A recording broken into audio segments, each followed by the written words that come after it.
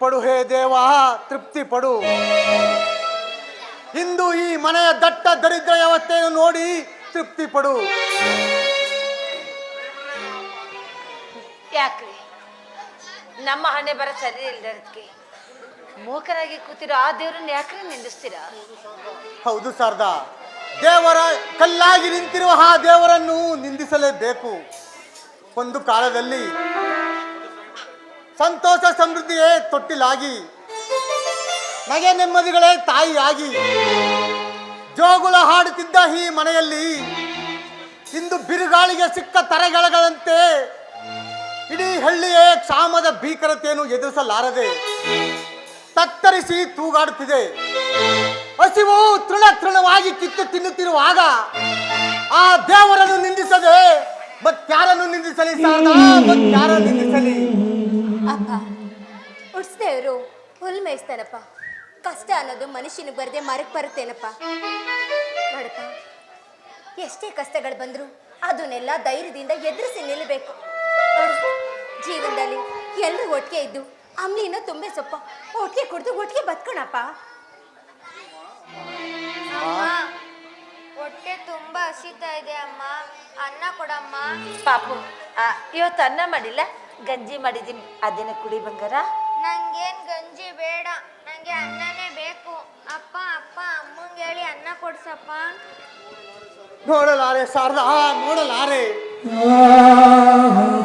ನನ್ನ ಕಣ್ಣೆದುರಿನಲ್ಲೇ ನನ್ನ ಮಕ್ಕಳು ಹಸಿವಿನಿಂದ ಸಾಯೋದನ್ನು ನಾನು ನೋಡಲಾರೆ. ಹೇ ದೇವ, ನನಗೆ ಸಾವೇ ಬರಬಾರ್ದಾಗಿತ್ತೆ ದೇವ, ನನಗೆ ಸಾವೇ ಬೇಡರಿ, ಇಂಥ ಕಷ್ಟ ಅಲ್ಲ, ಇದಕ್ಕಿಂತ ಭಯಂಕರವಾದ ನರಕ ಯಾತನೆ ಬಂದ್ರು ಅದನ್ನ ಸಹಿಸೋ ಶಕ್ತಿ ನಿಮ್ಮೆಲ್ಲಿದೆ ರೀ. ನಿಮ್ಮ ಬಾಯಲ್ಲಿ ಇಂಥ ಮಾತು ಬರಬಾರ್ದು ರೀ.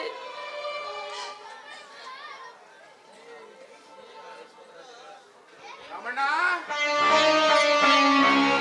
ರಮಣ್ಣ ಮನೇಲಿ ಇದೆಯಾ? ಯಾರು? ಓ, ಬಸಪ್ಪನವರು ಇದೀನಿ, ಬನ್ನಿ ಸಾವ್ಕಾರ್ರೆ. ಈ ಬಡವರ ಮನೆಗೆ ಭಗವಂತ ಬಂದಂಗಾಯ್ತು. ಬನ್ನಿ ಸಾವ್ಕಾರ್ರೆ. ಹೇಳ್ ಕಳ್ಸಿದ್ರೆ ನಾನೇ ಬರ್ತಿದ್ನಲ್ಲ ಸಾವ್ಕಾರ್ರೆ. ನೀವು ಬಂದ್ರೆ ಏನೋ, ನಾನ್ ಬಂದ್ರೆ ಏನಯ್ಯ, ನಮ್ದೇ ತಾನೇ ಕೆಲಸ ಇರೋದು, ಅದಕ್ಕೆ ನಾನೇ ಬಂದೆ. ಅಂದಾಗೆ ಸಂತೋಷ ಬಸಪ್ಪನವ್ರೆ, ತಮ್ಮಂತವ್ರು ನಮ್ಮ ಮನೆಗೆ ಬರೋದೊಂದೇ ನಮ್ಮ ಭಾಗ್ಯ. ಅಂದಾಗೆ ರಮಣ್ಣ, ನಾನು ನಿನ್ನ ಹತ್ರ ಒಂದು ವಿಷಯ ಮಾತಾಡ್ಬೇಕು ಕಣಯ್ಯ. ಏನಂತ ಹೇಳಿ ಸಾವ್ಕಾರ್ರೆ. ಅಲ್ಲ ಕಣಯ್ಯ ರಮಣ್ಣ, ನೀನು ಬಾಮ ಇದ್ದ ಓದ್ತಿಕೆ ಮತ್ತೆ ಮದುವೆ ಮಾಡೋಕೆ ಅಂತ ತುಂಬಾ ಸಾಲ ಮಾಡ್ಕೊಂಡು ಹೋದೆ.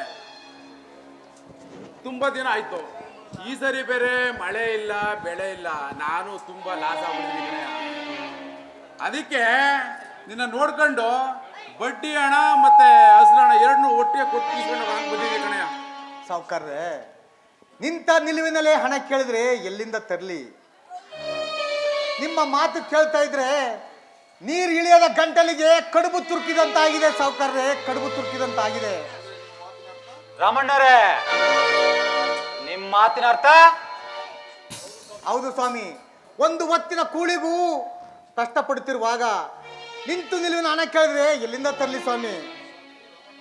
ಸ್ವಾಮಿ ರಾಮಣ್ಣರೇ, ನಾನು ನಿಮ್ಮ ಹತ್ರ ಸಾಲ ಕೇಳಕ್ ಬಂದಿಲ್ಲ, ನಮ್ ದುಡ್ಡನ್ನ ವಾಪಸ್ ಕೇಳಕ್ ಬಂದಿದ್ವಿ. ಅದನ್ನ ಜ್ಞಾಪಕದಲ್ಲಿ ಸಾಕೋದೆ, ನಮ್ಗೆ 1 ವರ್ಷ ಕಾಲಾವಕಾಶ ಮಾಡ್ಕೊಡಿ. ಕಂಡೋರ್ ಮನೆ ಕೂಲಿನಾದ್ರೂ ಮಾಡಿ ನಿಮ್ಮ ಮಕ್ಕಳಾಗಿ ಸಾಲ ತೀರಿಸ್ತೀವಿ. ನೋಡು ಶಾರದಮ್ಮ, ನಿನಗೆ 1 ವರ್ಷ ಕಾಲಾವಕಾಶ ಕೊಟ್ರೆ ನಾನು ನನ್ನ ಮಕ್ಕಳು ಇಬ್ರು ಭಿಕ್ಷೆ ಬೇಡ್ಬೇಕಾಗ್ತದೆ.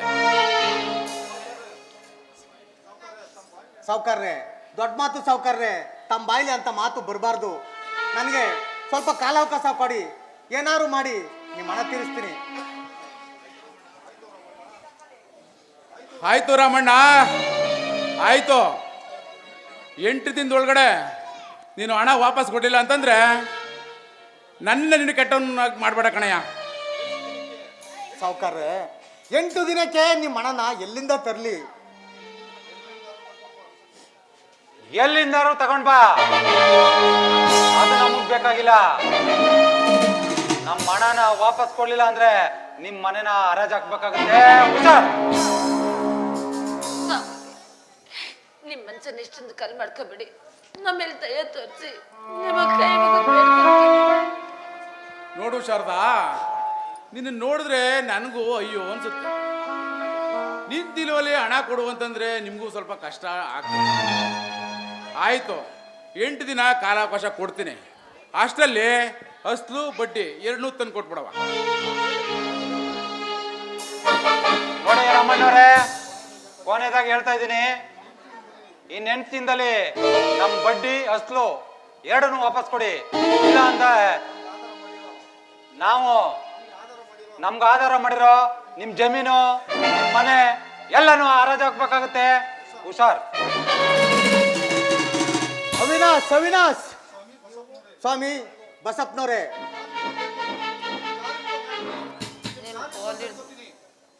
ನಿಮ್ಮ ಕಾಲು ಹಿಡ್ಕೊಂಡು ಬೇಡ್ಕೊತೀನಿ ಬಸಪ್ಪನವ್ರೆ. ನನ್ನ ಮಾನ ಮರ್ಯಾದೆ ನಿಮ್ಮ ಕೈಯಲ್ಲಿದೆ.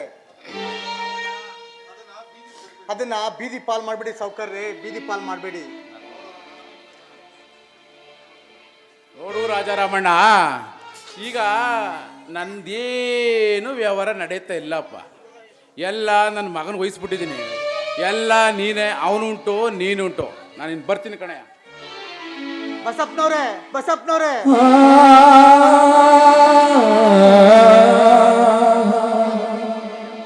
ಶಾರದಾ, ಶಾರದಾ, ನನ್ನ ಮನೆ ಅಂತಸ್ತಿನ ವರ್ಚಸ್ಸು ಇಂದು ಬೀದಿ ಪಾಲಾಗುತ್ತಿದೆ.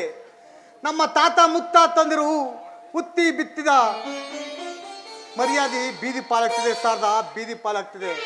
ನಾನು ಏನ್ ಮಾಡ್ಲಿ ಶಾರದಾ, ನಾನು ಏನ್ ಮಾಡ್ಲಿ? ಸಮಾಧಾನ ತಂದ್ಕೊಳ್ರಿ. ನಮ್ಮ ಹಣೆ ಬರ್ದಲ್ಲಿ ಬರ್ದಿರೋದನ್ನ ತಪ್ಸಕ್ಕೆ ಯಾರಿಂದನೂ ಸಾಧ್ಯವಿಲ್ಲ. ಎಲ್ಲ ಭಗವಂತನ ಬಿಟ್ಟಿದ್ದು.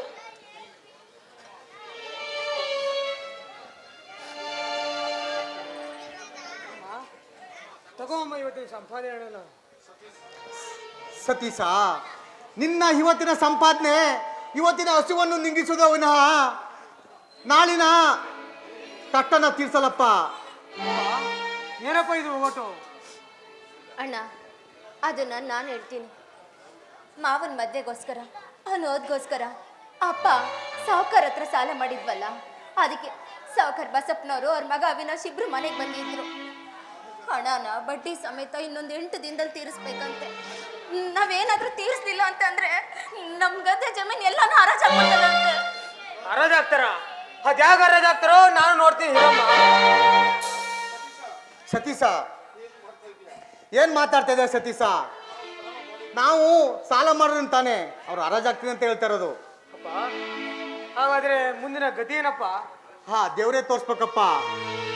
ಅಪ್ಪ, ನೀವು ದೊಡ್ಡವರು, ಒಂದು ಮಾತು ಹೇಳ್ತೀನಿ, ತಪ್ಪು ತಿಳ್ಕೊಬೇಡಿ. ನಾವ್ ಹೇಗಿದ್ರು ಸಾಲ ಮಾಡಿರೋದು ಮಾವನ ಓದ್ಸೋದಿಕ್ಕೆ, ಅವ್ರ ಮದ್ವೆ ಮಾಡೋದಿಕ್ಕಲ್ವಾ? ಈಗ ಮಾವ ಅನುಕೂಲವಾಗಿದ್ದಾನೆ, ಹೋಗಿ ಮಾವನ ಹತ್ರ ನೀವು ಯಾಕೆ ಹಣ ಕೇಳ್ಬಾರ್ದು? ಸಾಧ್ಯವಿಲ್ಲಮ್ಮ, ಸಾಧ್ಯವಿಲ್ಲ. ಮದುವೆ ಮಾಡಿದ್ದು ನಾನು ನನ್ನ ಸಂತೋಷಕ್ಕೆ, ಹಾಗಂತ ಅವನ್ ಸಾಲ ತೀರ್ಸ್ಬೇಕು ಅನ್ನೋದು ಯಾವ ಕಾನೂನು ಇಲ್ಲಮ್ಮ. ಹೌದಪ್ಪ, ಯಾವ ಕಾನೂನಲ್ಲಿ ಇಲ್ಲ ನಿಜ. ಆದ್ರೆ ಇವಾಗ ನಾವು ಹೋಗಿ ಅವ್ರ ಹತ್ರ ಸಾಲ ಅಂತ ತಗೊಳ್ಳೋಣ, ನಮ್ಗೆ ಅನುಕೂಲ ಆಗಿ ಫಸಲೆಲ್ಲ ಚೆನ್ನಾಗಿ ಬೆಳೆದು ಬೆಳೆ ಬಂದ್ಮೇಲೆ ಅವ್ರ ಹಣ ಎಲ್ಲ ಬಡ್ಡಿ ಸಮೇತ ತೀರಿಸ್ಬೋದಲ್ವಪ್ಪ? ಹೌದಪ್ಪ, ಮಾವನ ಹತ್ರ ಸಾಲ ಅಂತ ಇಸ್ಕೊಳ್ಳೋಣ. ಈ ವರ್ಷ ಹೇಗಿದ್ರು ಆದಾಯದಲ್ಲಿ ಸಾಲ ತೀರ್ಸಿದ್ರೆ ಆಯ್ತಪ್ಪ. ಬೇಡ ಸತೀಶ್, ಬೇಡ. ಬಡತನ ಬಂದಾಗ ಬಂಧುಗಳ ಮುಂದೆ ಕೈ ಚಾಚಿ ನಿಂತರೆ ಸಿಗುವುದು ಬರಿಗೈ. ನಗುವಾಗ ನಂಟರು, ಅಳುವಾಗ ಯಾರು ಇಲ್ಲಪ್ಪ, ನಮಗೆ ಯಾರು ಇಲ್ಲ. ನಮಗೆ ನಾವೇ ಸತೀಶ್, ನಮಗೆ ನಾವೇ. ನಗುವಾಗ ಎಲ್ಲ ನೆಂಟರು, ಅಳುವಾಗ ಯಾರು ಇಲ್ಲ. ಉಳ್ಳಲ್ಲಿ ನಿನ್ನ ನಡೆಸಿ ನಲಿವ ನಗುವೆ ಸುತಾರ.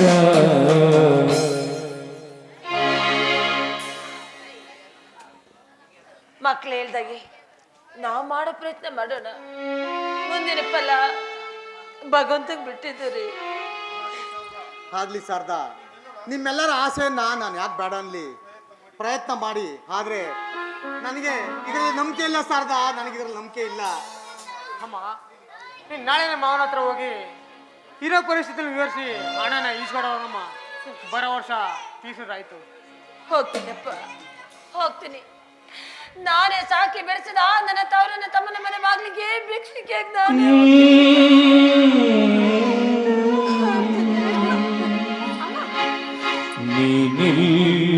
ನಡೆವೆ ದೂರ ಎಲ್ಲೆಲ್ಲೂ ಲೋಕವೇ, ಈ ಲೋಕವೆಲ್ಲ ಘೋರ ಎಲ್ಲೆಲ್ಲೂ ಶೋಕವೇ. ನೀನಿಲ್ಲಿ ನಡೆವೆ ದೂರ